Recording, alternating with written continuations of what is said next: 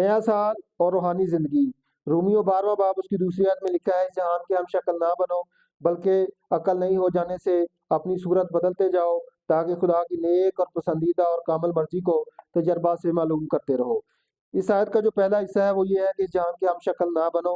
اس کا مطلب ہے کہ اس دنیا کی اخلاقیات، ویلیوز، رویے، بیہیویئرز اور سسٹمز خدا کے رسولوں کے مخالف ہیں، جس میں خود غرضی ہے، مادہ پرستی ہے، غیر اخلاقیات ہیں اور انسانی عقل پر بھروسہ کرنا ہے، نہ کہ خدا کی پاک رہنمائی پر۔ پولس رسول یہاں ایمانداروں سے توقع کرتا ہے کہ وہ معاشرتی دباؤ اور دنیاوی اصولوں سے جو ہمیں خدا سے دور کرتے ہیں ان سے کنارہ کرنے کی ضرورت ہے۔ ہمیں ہجوم کی پیروی کرنے کی بجائے خدا کی سچائی کو تلاش کرنے اور اس پر عمل کرنے کی ضرورت ہے۔ اور دوسرا حصہ ہے، بلکہ عقل نہیں ہو جانے سے اپنی صورت بدلتے جاؤ۔ جو حقیقی تبدیلی ہے وہ انسان کے باطن سے شروع ہوتی ہے، جب وہ اپنے خیالات، رویوں اور نظریات کو تبدیل کرتا ہے۔ یہ تبدیلی تب ہوتی ہے جب ہم خدا کے کلام اور پاک روح کو اجازت دیتے ہیں کہ وہ ہمیں اندر سے تبدیل کرے اور پھر ہمیں ہماری رہنمائی کرے کہ ہم نے کیسے سوچنا ہے اور کیسے اچھی زندگی گزارنی ہے۔ جو حقیقی تبدیلی ہے وہ بیرونی رویہ کی تبدیلی نہیں لیکن اندرونی تبدیلی ہے، جو انسان کی زندگی کے ہر حصے پر اثر انداز ہوتی ہے۔ ہم کیسے اپنے خیالات تبدیل کر سکتے ہیں؟ زبور میں ہم پڑھتے ہیں، وہاں لکھا ہے کہ ہمیں خدا کے کلام پر دھیان کرنے سے اپنے خیالات کو بدل سکتے ہیں۔ ہمیں پاک روح کی رہنمائی کے لیے دعا کرنی چاہیے، ہمیں خدا کے لوگوں کے ساتھ رفاقت رکھنی چاہیے، اور جو اس کا تیسرا حصہ ہے وہ یہ ہے، تاکہ خدا کی نیک اور پسندیدہ اور کامل مرضی تجربہ سے معلوم کرتے رہو۔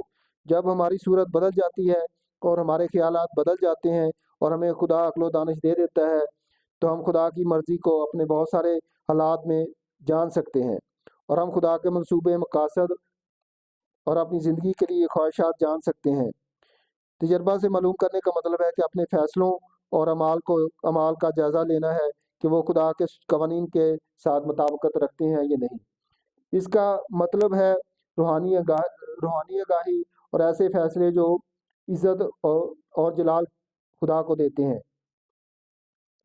اس کی پسندیدہ اور کامل مرضی، خدا کی جو مرضی ہے وہ سب کے لیے فائدہ مند ہے اور ہمیشہ خدا کی اچھائی کے ساتھ منسلک ہے۔